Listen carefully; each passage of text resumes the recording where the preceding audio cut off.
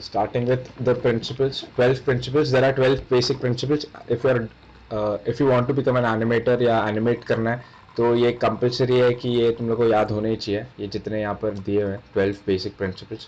Okay, इतना तुम्हें याद होना ही चाहिए. हाँ. ओके, सो ये बेसिक है, ऐसे कुछ कोई रॉकेट साइंस नहीं है, बेसिक एकदम सिंपल सिंपल उनके मीनिंग है. जैसे उनका नाम है वैसे ही उनका मीनिंग है. वो लोग क्या करते हैं, क्या एक्स्ट्रा इफेक्ट लाते हैं एनिमेशन में, how they make the animation look more better and visually appealing. Okay, so starting with the first animation principle, ये स्क्वॉश एंड स्ट्रेच है. ओके, स्क्वॉश एंड स्ट्रेच, जैसे the name suggest, squash and stretch. Squash मतलब वो squash कर रहा है and stretch हो रहा है. तो फिर उसके यहाँ पर उसका जो नीचे एक्सप्लेनेशन दिया है एंड सम इमेजेस, तो उसके थ्रू और ज़्यादा बेटर विजुअलाइज कर सकते हैं हम लोग. तो यहाँ पर स्क्वॉश, सबसे पहले ये वाला इमेज देखना. मेन तुम लोग ये समझ जाओगे तो तुम लोग बाकी सब कैरेक्टर्स में कहाँ यूज़ करना है, कब यूज़ करना है. ज़्यादा करके ये कौन से स्क्वॉशर्स, जैसे सब ये जो 12 प्रिंसिपल्स है, ये सब एक कोई कैरेक्टर एनिमेट कर रहे हो तो सारे प्रिंसिपल्स नहीं आएंगे उनके ऊपर. ऐसे जब कोई एनिमेट कर रहे हो तो ये सारे प्रिंसिपल्स डालने की ज़रूरत नहीं है. कैसे हम लोग अपलोड करते हैं, अपलोड इन द सेंस, कैसे हम लोग सोचते हैं कि वो कैरेक्टर का पर्सनालिटी कैसा है, वो कैरेक्टर का मटेरियल भी देखते हैं कि कैसे टाइप का फ्लेक्सिबल है या नहीं.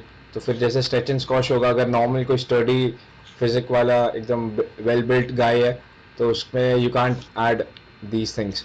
तो फिर वो थोड़ा एनिमेशन में जब तुम लोग करते हो, उसका जो बैकग्राउंड होगा उसके अकॉर्डिंग हम लोग चेंज करते रहते हैं, क्या ऐड करना है क्या नहीं ऐड करना है.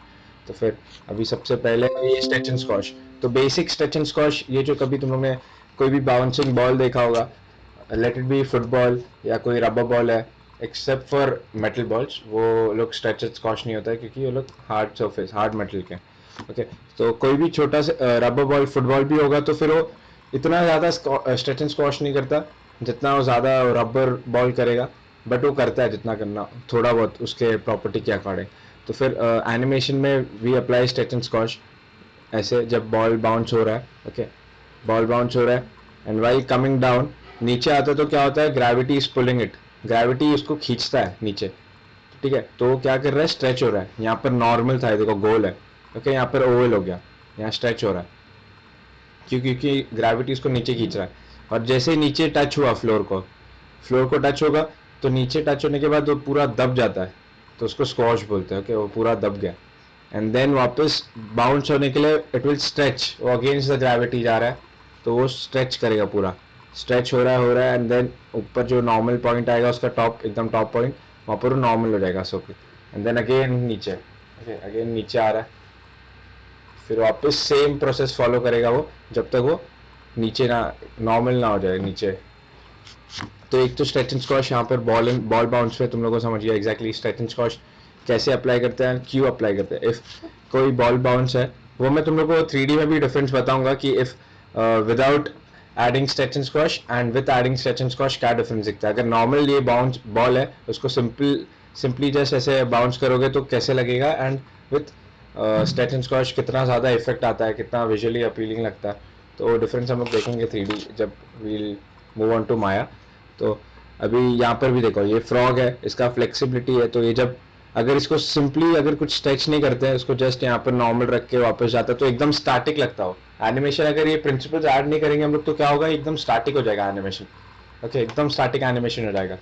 तो फिर इसलिए उसका फ्लेक्सिबल होता है थोड़ा बॉडी, तो नीचे आते हो इट इज स्ट्रेचिंग, और जब नीचे जंप करता है वो एक साथ आ जाता है, दैट इज स्क्वॉश, पूरा बॉडी को एक साथ कर लेता है एंड देन नीचे दब जाएगा. फिर उसके बाद वापस से स्ट्रेच करेगा जंप करने के लिए, देखो यहाँ कितना स्ट्रेच किया उसने. तो वापस से ये फिनोमेना तुम लोग सारे क्रीचर्स या कोई फनी कैरेक्टर होगा, ओके, फनी स्लिम, जो कार्टून में अगर रिक्वायरमेंट है ये कैरेक्टर का, तो फिर वहाँ सब जगह यूज कर सकते हो. जैसे अभी ये 3D एनिमेटेड, ये भी कोई है,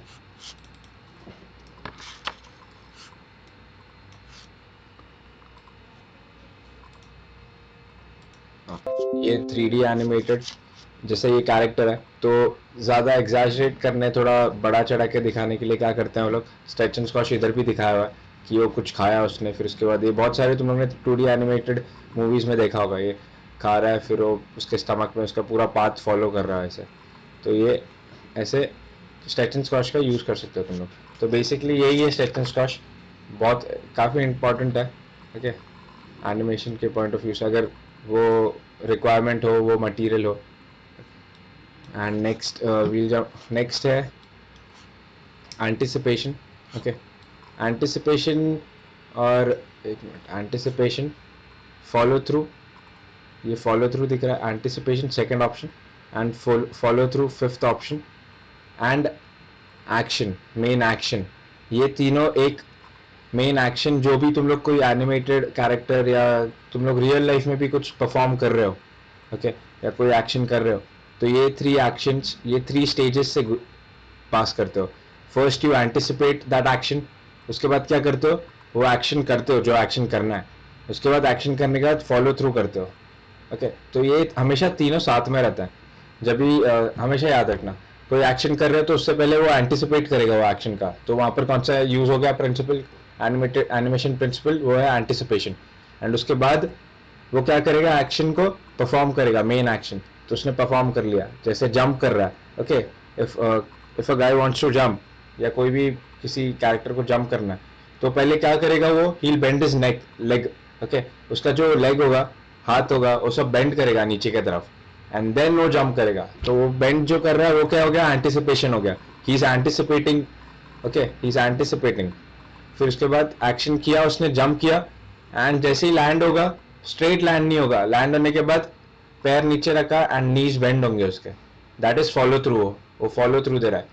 तो ये भी ऐड करने से, जैसे मैंने बताया प्रिंसिपल ऐड करते तो क्या होता है, वो तुम लोग का स्टैटिक जो मोशन होता है, एकदम स्टैटिक, एकदम रोबोटिक, वो इम्प्रूव करता है, वो better, visually it looks really good.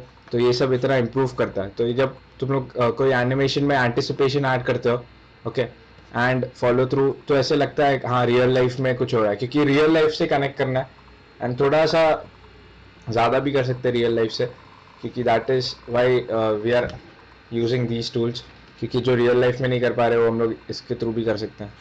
तो एंटिसिपेशन, ये तीन हमेशा याद रखना, जो भी एक्शन करते हो तुम लोग, उसका तीन स्टेजेस होते हैं। First is anticipation, okay, anticipate कर रहा है, and next is action, main action, देखो यहाँ पर लिखा हुआ है, real world actions don't start immediately, okay, an action is an animation occurs in three steps, कोई भी एक्शन हो, रियल वर्ल्ड हो या एनिमेटेड हो, ओके, सो सेटअप करते हो पहले एक्शन, दैट इज एंटिसिपेशन, वो सेटअप करना, and next is the action, जो मेन एक्शन तुम लोग करने वाले हो, एक्शन करोगे, उसके बाद follow through on the action, follow through करना। ऑलराइट, तो सेम यहाँ पर जैसे दिखाया हुआ है, यहाँ पर अभी ये एक्स पकड़ा है इसने, ओके, तो एक्स पकड़ा है, तो इसको वो एक्स यहाँ से उसने उठाया है, ओके, उठाने के बाद वो क्या कर रहा है, उसने पीछे लेके गया, बट उसको क्या करना है, उसको कट करना है, वो डायरेक्ट यहाँ से यहाँ पर भी कट कर सकता था, बट क्या करते हैं हम लोग, पीछे लेते हैं हाथ पहले, ओके, वी लिफ्ट आवर हाथ, जो भी लिफ्ट वो करो, एक्स लिफ्ट करोगे, एंड देन फिर आगे एक्शन करोगे, ठीक है। तो वो क्यों करते हैं, ताकि थोड़ा ज़्यादा एक्स्ट्रा पावर मिले, ओके, वो सब रियल वर्ल्ड का जो भी फिजिक्स होगा उसके लिए, ओके।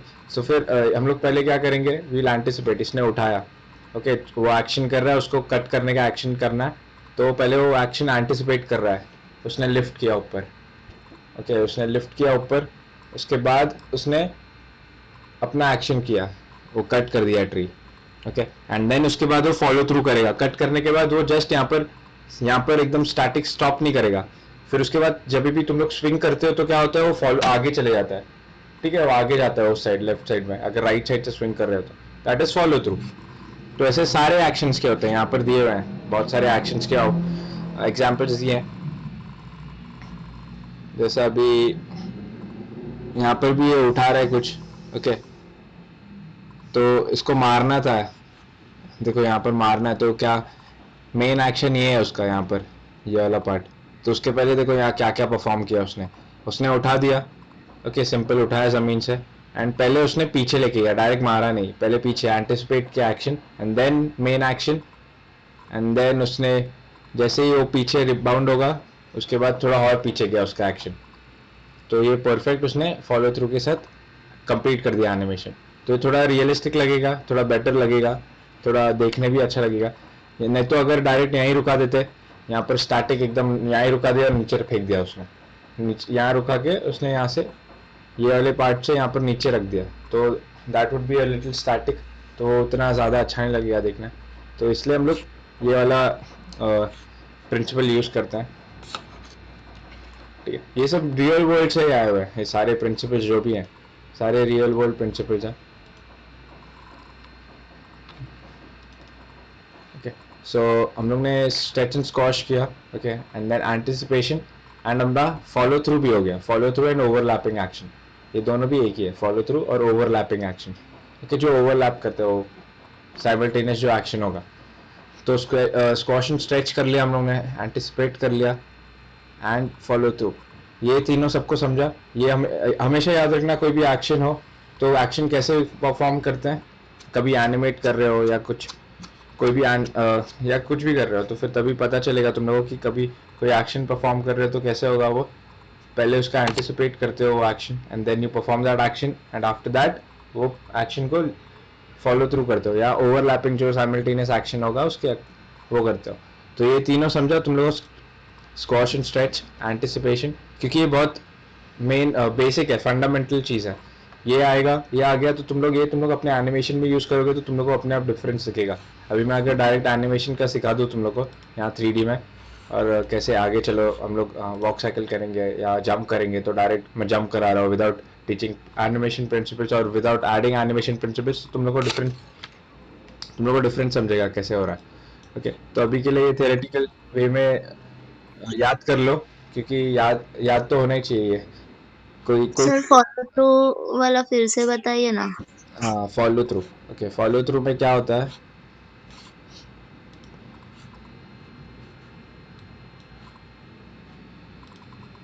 एक मिनट रुको।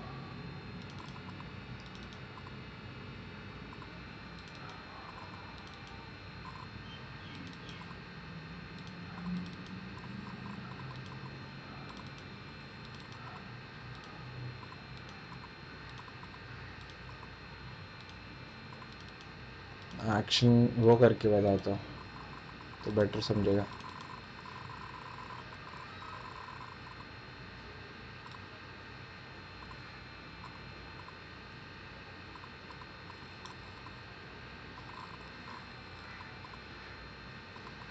ये एक कैरेक्टर है, क्या एक कैरेक्टर, सिंपल सा कैरेक्टर है, इसमें मैं तुम लोग को बताता हूँ फॉलो थ्रू क्या है। ये एक्शन वाला प्रोसेस बता देता हूँ, फिर बाद में वो स्ट्रेच एंड स्क्वॉश भी बताऊंगा नेक्स्ट टाइम। तभी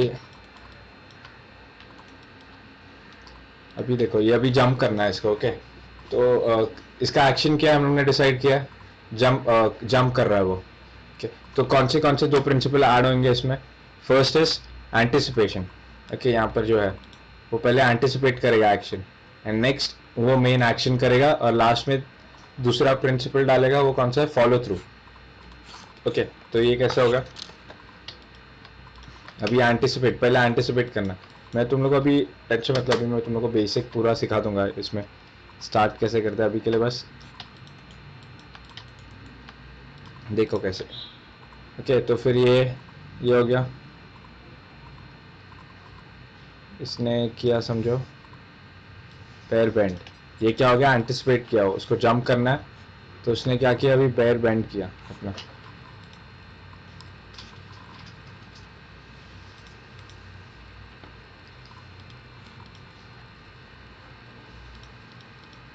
एक मिनट।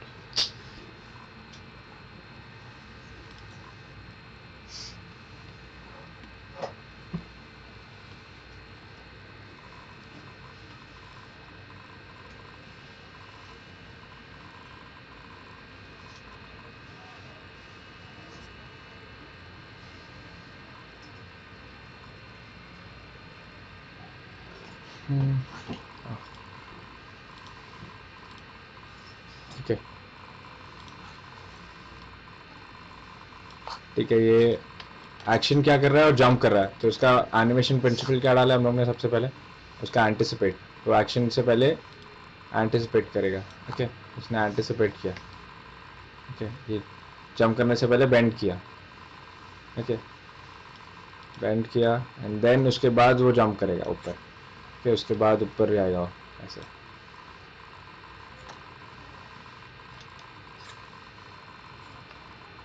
ओके, फिर ऊपर जाएगा वो। अभी तुम लोग उस पर ध्यान मत दो कि मैं क्या कर रहा हूँ एग्जैक्टली, कहाँ पर है वो, लाइंस कैसे आ रहे हैं, एनिमेट कैसे कर रहा हूँ, जस्ट वो एक्शन देखना। मैं एनिमेट बाद में दिखाऊंगा।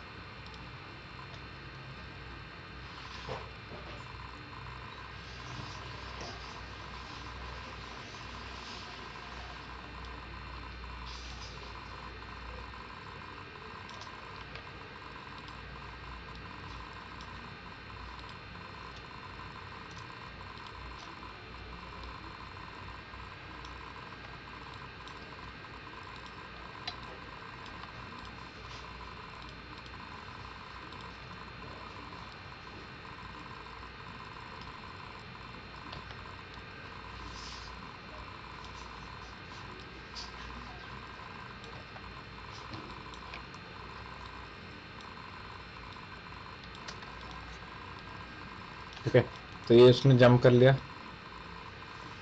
एंटिसिपेट करके जंप किया।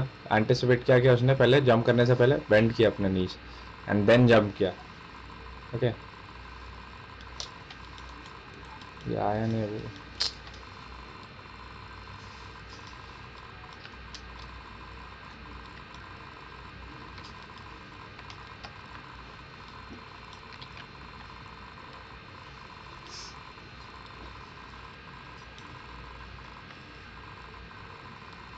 हाँ, तो ये जंप किया लोग ने, फिर एंटिसिपेट, फिर नीचे आएंगे लोग, वो नीचे आएगा।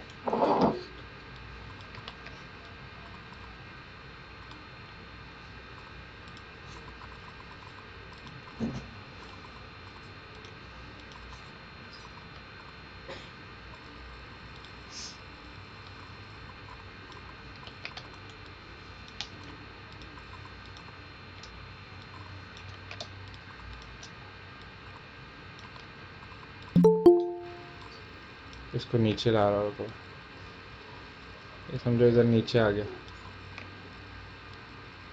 ओके, तो ये जैसे ही एंटिसिपेट किया, एंटिसिपेशन सबको समझ गया, और जंप इसका एक्शन, मेन एक्शन है जंप।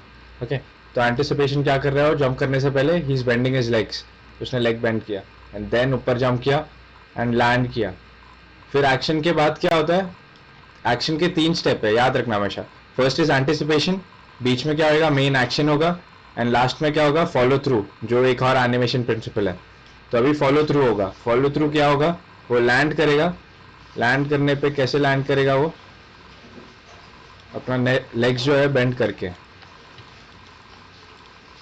जो लेग है वो बेंड करेगा, तो वो प्रॉपर लैंड करेगा। तो दैट इज फॉलो थ्रू, जो हम लोग एक्शन के बाद जो करते हैं, ओवरलैपिंग, जो साइमल्टेनियस उसके बाद जो करते हैं, ताकि वो एक स्टैटिक मोशन ना लगे, रोबोटिक ना लगे। तो, तो ये हम लोग ने जंप किया, नीचे गिराया, और बेंड, जैसे नीचे आया वो वैसे लेग बेंड किया उसने, एंड देन वो अपना लेग स्ट्रेट कर देगा। ओके, लेग अपना स्ट्रेट कर देगा। तो ये हो गया, ऐसे उठा के नीचे, देखो, ठीक है, समझा। Anticipation is this, main action, jump and then follow through, नीचे बेंड करके। समझा क्या होता है फॉलो थ्रू? हाँ सर, समझा अभी।